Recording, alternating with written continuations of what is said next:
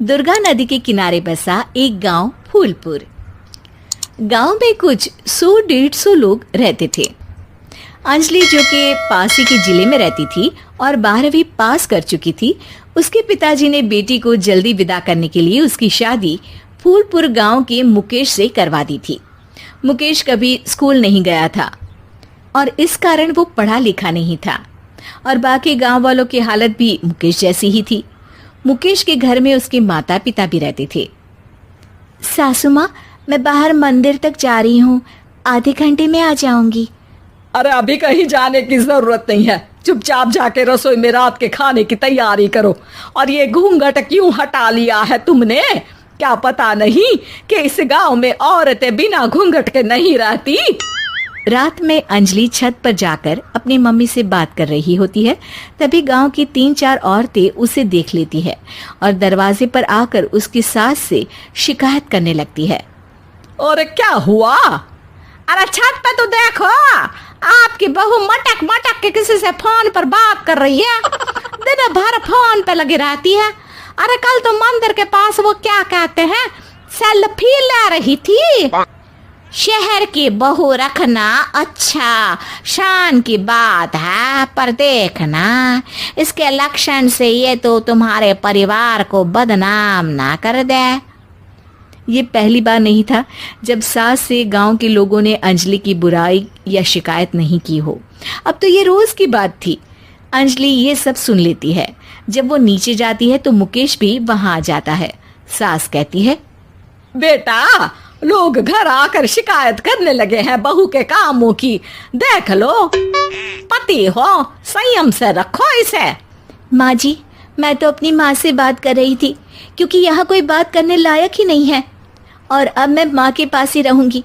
वहाँ क्या रहना, वहाँ बाहर के लोग तो ठीक है पर घर के लोग भी इज्जत ना दे सके। अरे नहीं नहीं अंजलि, ऐसा नहीं है, धीरे धीरे सब ठीक हो जाएगा, तुम फिक्र ना करो। अरे बस कुछ बोलना ही नहीं है, सर पे चढ़ा रखा है बहू को। सास मुकेश की नरम बात सुन के वहां से मुंह चढ़ाकर चली जाती है। मैं तो कहती हूँ हम दोनों शहर चले जाते हैं। मैं पढ़ी लिखी हूँ, मुझे वहाँ नौकरी भी मिल जाएगी और थोड़े दिनों में आप भी वहाँ कुछ काम ढूंढ लेना। अरे नहीं नहीं अंजलि, हम यहाँ ना गांव का खेत, माँ पिताजी को छोड़कर शहर नहीं जा सकते। माँ पिताजी को कैसा लगेगा और गांव वाले क्या सोचेंगे? ये कहकर मुकेश सोने चला जाता है और अंजलि की गांव वालों द्वारा बुराई का सिलसिला बहुत दिनों तक चलता ही रहता है। लेकिन अंजलि गुस्सा ना दिखाते हुए समझदारी से काम लेती है। बारिश का मौसम चालू हो जाता है। जोरदार बारिश से पूरे गांव में हाहाकार मच जाता है। दुर्गा नदी में बाढ़ आ जाती है और बाढ़ का पानी पूरे गांव की फसल तबाह कर देता है। फसल की ये हालत देखकर गांव वाले निराश हो जाते हैं और बात तो यहाँ तक पहुँच जाती है कि कुछ लोग तो अंजलि को इस सब का दोषी ठहरा देते हैं। अरे पूरी फसल तबाह हो गई, पता नहीं किसकी नजर लग गई है। अरे जब से चौधरी परिवार में ये शहर की बहू आई है ना, तब से ही गांव की शांति चली गई है। इसके कर्म कांड से माँ दुर्गा नदी भी खुश नहीं है। ये सब सुनकर बेचारी अंजलि रोते हुए अपने घर चली जाती है।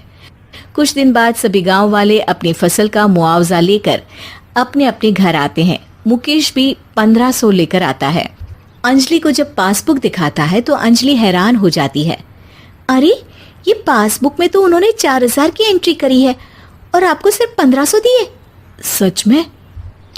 अरे, वो सरकारी अफसर आपको बेवकूफ बना रहे हैं।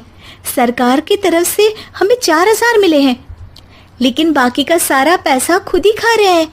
आप लोग के अनपढ़ होने का फायदा उठा रहे हैं।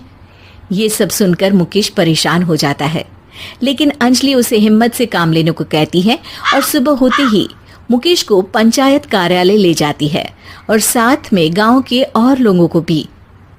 आप सरकारी बाबू क्या गांव के लोगों को बेवकूफ समझते हैं?